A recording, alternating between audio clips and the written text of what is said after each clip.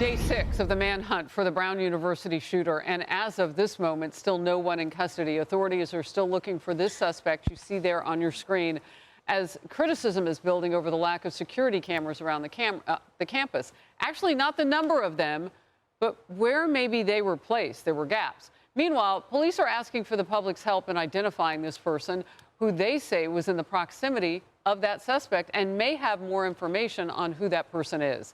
You're watching Outnumbered. I'm Harris Faulkner, here with my co-hosts Kayleigh McEnany and Emily Campagno. Joining us today, Marie Harf, Fox News contributor and former State Department spokesperson under President Obama, and David Asman, Fox business anchor. Well, police want your help identifying this person who authorities are calling a suspect in the Brown University shooting. If you have any information on the suspect or his potential whereabouts, the FBI wants to hear from you. Call the tip line on your screen right now. And throughout the show, we're going to pop that up so you make sure you have it. The manhunt is dragging on. The pressure is building, particularly on the police chief. Obviously, he could be anywhere. We don't know. But we still don't know what the person is or who he is, right? And so we're going to continue to view, review, and then send out. So we have found a lot of evidence that we need to, and we use and utilize it to hopefully guide us in the right direction in order to identify the individual that we're looking for. Any of that been DNA evidence? This actual physical evidence, this DNA evidence. Again, there is growing controversy over the lack of security cameras in the engineering building in particular. Remember where? It's where the shooting took place. Brian Yennis had a chance to ask the Providence mayor about those blind spots I was referring to earlier. Here's what he said. Do you think the city needed more cameras in that residential area? Listen, we will certainly be doing a review to think about where we might need additional camera footage, but we do have a network of technology, including things like flock license plate readers, which are aiding in this investigation. And the men and women of this police department are now going door to door because many of the residences have cameras, which is partially one of the reasons why it's taking so long, because we have to go door to door. In August, the city of Providence launched a $1 million real-time crime center that gives the city access to hundreds of cameras around town. What it doesn't do is give the city access to cameras at Brown University, the site of the shootings. Brian Yennis asked that Providence police chief about that. They are not connected to the real crime center here in Providence. Is that correct? And is that unusual for a school? Are all schools in the area connected to the real crime center here in Providence? Yeah, so the real-time crime center is pretty new. We just opened it up and sort of just activated it a few months ago. And so we're in the process of collecting, of having different businesses, different colleges sign up to the program. And so, yes, no, they're not. Brown was not one of those institutions that are assigned to, we're part of the program. Brian is doing a tremendous job on this story, by the way. He's asking all the right questions and going where he needs to go. The problem is we're not getting a whole lot of information. I had Rob Chadwick with me, formerly of the FBI, last hour, and I like his optimism because maybe there's just so much more about this case that we don't know, and this is the game being played to try to, dragnet this guy. And we've all said it here on the couch.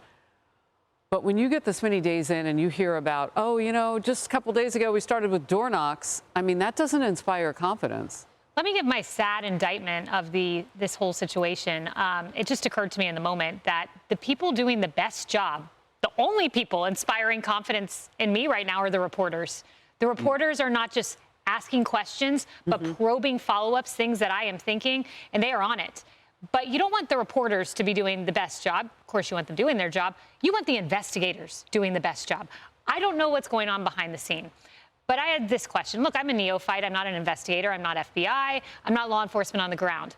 When's the last time a school shooter just escaped for 5 days? I mean, crickets, right? No one can name it off the top of their head. I asked Paul Morrow about this morning, and he said, look, there are some nuances here. It's a 1/4 square mile area. It's a very small campus. When you get outside of that blind spot of the camera, these are big, sprawling houses. They have cameras within their gates, maybe not outside of their gates. So there are nuances here. But the reason I'm kind of lit on this whole situation is when you ask about the cameras, the reporters are saying, you have a $6 billion endowment, Brown. Where the heck are the cameras? Great question. We don't know what the guy yelled. We are 5-6 days into this. There are eyewitnesses, and we have no clue what this individual yelled. I mean, the questions are endless here. They need to give a press conference. They need to be more forthright with what they know, and maybe they know more than they're letting on, and maybe this will be heroic police work tomorrow. Who knows? But right now, the public communication is not inspiring confidence. I'll say it this way, David. Whatever they know or they don't know, the words that they are not saying is, look, we haven't gotten there yet. We need for you to be vigilant, X, X, Y, about how to do that. Exactly. I mean, you know what I mean? Do you think that this guy would kill again? Like, have you learned anything about the crime scene that would say that they had a weapon maybe with them? The shell casings will have some DNA on them. Maybe they can say if there were empty shell casings, if they found live rounds. That sort of thing isn't going to impede you catching the guy necessarily, but it might calm down the public a little bit more, keep them vigilant. That's not specific enough. Well, and to be so cavalier about the safety there, ensuring the people of Providence, ensuring the people of Providence that everything's fine, you don't have to worry, we're still a safe city. Well, if you don't have them, you're not completely safe. I mean, it's that simple. Paul Maher, I was talking to Paul, he's our go-to guy for just about everything dealing with law and order. And he said, give them some slack, give the local authorities slack, because they, as you said, Kayleigh, that they may be working on things we don't know about. I'm sure that's true. But I think back, remember the Boston Marathon bombers? That took 4 days to get those two guys. One was killed in a shootout, the other was found in that boat. Brothers, right? Yeah. 4 days seem like an eternity. And I'm thinking of the people I have family in Providence. I know it very well. The people living in Providence, of course they are, day and night. I mean, it's like there's still a guy on the loose, or whoever it is on the loose. And the 4 days of the Boston bombers was considered to be a long time. We're now in day 5. If you keep going longer, the trail grows colder. And again, all credit to Paul. I'm hoping he's right that they may be on to something. They probably are. But it's at the moment, I'm glad I'm not living in Providence. There is a way to finesse the communications where you engender a spirit of people being part of the answer and also feeling like they're going to be okay. Right. Like we've had people missing. We've had people, they look for some guy, remember, after a shooting, after a killing in Pennsylvania, in the wilderness of Pennsylvania, for like 3 weeks. No, we get that. But we were told specific things to do, what to expect, that sort of thing. I see only a sheer incompetence and a low-energy reactionary approach from these leadership individuals there at the helm. Law enforcement, I have only respect and admiration for, and am full-throatedly appreciative and reliant upon the fact that I'm sure they are doing their job excellently. But the mouthpieces for them and those decision makers that are in charge right now have a lot to be desired. And when you mentioned the Boston Marathon bombing, I mean, Kyle Vowinkle and the remainder of that incredible FBI unit that tracked them down, that was the FBI. The caliber was high. Boston PD, the caliber is high. And the leadership there, from the beginning, we will not stop. We will find this person, like vociferous. Right. And so going back to that low energy reactionary, I mean, to see that sort of limp human, the mayor, to say, well, there's no threat. There was no threat right before someone got murdered. 2 people got murdered, and the place was shot up. And you are telling me that you're now reliant upon the good citizens who have cameras. I haven't seen in any way an enumeration from them at the presser. Here's what we need from you, public. Exactly. Here's what we have. He mentioned, by the way, the license. Give us a job. Yeah, he mentioned, by the way, the license plate technology that he has. Right. But I haven't heard them say at a press conference, we have this particular license plate we're tracking. So why did he reference that? Is that indeed in use? Then it means was a suspect tracked to a car? Because everything we're seeing right now is just him Santa body on foot.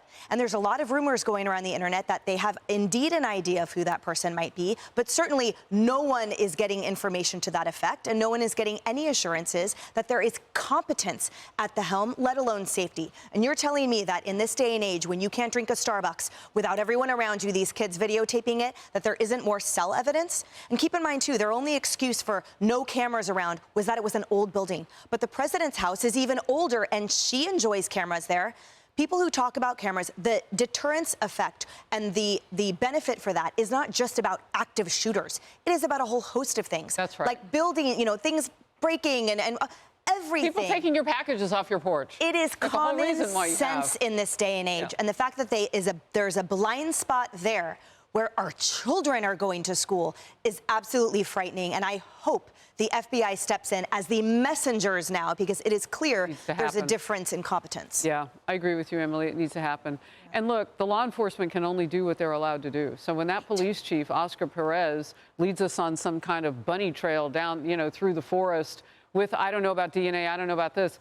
Look, we're not asking you to take us inside the case. We're asking you to tell us what to do to stay safe as a public. I mean, and communicate effectively. Children have died. They turned this shooter turned a classroom into a shooting gallery. Oh. I mean, I would remind everyone, it took 5 days to find Luigi when he left New York, where they found him in Altoona. People, if they get out in the first, couple hours, they can escape. We have seen this, and we know that local law enforcement are working with the FBI very hard here. Look, I would say that I give some grace to the leadership of this university and this town. They have just lost 2 people. They had to end the school year early. They sent whom they never mentioned, by the way. They sent all the students home. Some of these students, by the way, the stories of the ones that survived Parkland and then were here and have now survived multiple school shootings. I care about cameras, and I think that's important, although there are questions about how much of a nanny state we all want to live in here in the United States that I think are privacy. There are questions about that. I also care not just about the cameras for catching a shooter after he's done something. I care about the things that led him to be able to do this. Who was it? Why? What? To your point, Harris, I actually don't know that we need publicly to know what he was shouting yet, if that's part of the investigation. I want to know all of this eventually. Why did he do it? I want to know if it was somebody's name. What kind of, right? That I want to know. Was it targeted? Was it not? Was it political? Was it not? What kind of gun did he have? How did he get the gun? Was he legally authorized to have a gun? Right? So there are all these things that lead up to the situation where someone does the shooting. The cameras are an after the fact. How do we catch them? And that is the most important thing right now. But I am going forward thinking about, okay, the fact that there are so many guns, that he was able to do this, yet again, that some of these students have now lived through multiple school shootings. I don't want our kids, and these aren't kids, these are young adults, they are in college. Well, some of them are kids. I was 17. It'd be nice to know about the armed guard presence, too, in advance of this, because that is truly a deterrent for our kids. And but is that what we want? Do we want an armed guard at every university? Yeah, I grew up with that. Absolutely. Can I make a legal point, too? I don't know if that's the It's kind of important for everyone to understand that the Supreme Court has ruled over and over again that you have eroded constitutional rights in a school. Now, granted, this is a private university, but my point, so the arguments about privacy and the like, the whole point is that actually students and universities, you have limited rights there in the interest of the safety ultimately for students, whether it's from themselves or others. And I disagree legally that cameras are after the fact, because the whole point is they serve as a deterrent if too. They do. Absolutely. If they do. All right. If they do. Final thought? You look like you got a little well, light bulb it's just above that your the head. horses, I'm afraid to say the horses out of the barn. My son was in the Marines. He said there's stuff that the military can do that we don't even know about. We couldn't even imagine with just your cell phone.